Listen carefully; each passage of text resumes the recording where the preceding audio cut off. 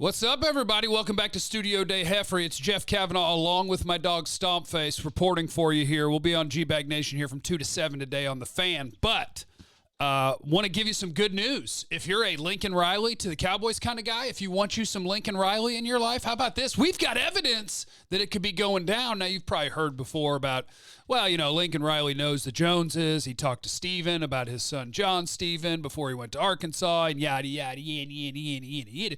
But the idea of Lincoln Riley leaving Oklahoma seems kind of far-fetched, right? You have everything you could possibly want. You have job security. They're going to give you a raise every year. It's a lot of fun. You're having a great time. Do we have any evidence that Lincoln Riley would ever consider leaving such a cush job to go to the Cowboys?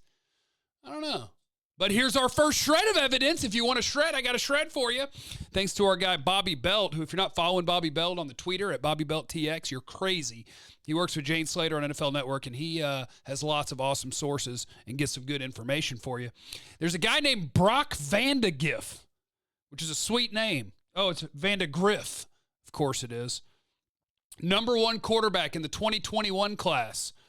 He decommitted from Oklahoma the other day. Maybe that was yesterday, maybe the day before.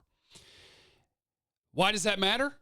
Well, he had said a few weeks ago that he'd probably decommit from Oklahoma if Lincoln Riley were leaving.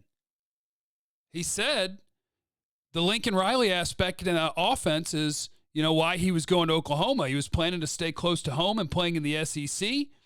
But when Oklahoma offered and it was Lincoln Riley, he had to accept it. And now he's decommitted. What's going on here? Do we have some rumblings?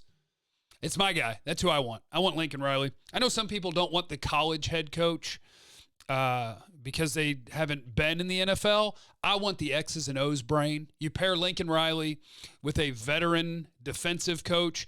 My dream, and maybe it's crazy, I know the Rams weren't great defensively this year. They had a good stretch towards the end of the year, but I say you take Lincoln Riley for his X's and O's. You bring him in and you tell him, hey, I know you're not trying to worry about defense, but I got a guy. And you bring back Wade frickin' Phillips. Huh? Wade, handle that. I know you can't be a head coach.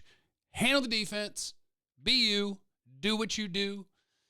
Wade would have to be like, yeah, I can do a 4-3. Or you just say, whatever, we're just going to do whatever. Just make it work. Play defense. But you find somebody like that who's been a DC in the league for a long time, somebody who's a good defensive mind, that has a history of running good defenses. You pair him with the X's and O's of Lincoln Riley, and you win all the Super Bowls.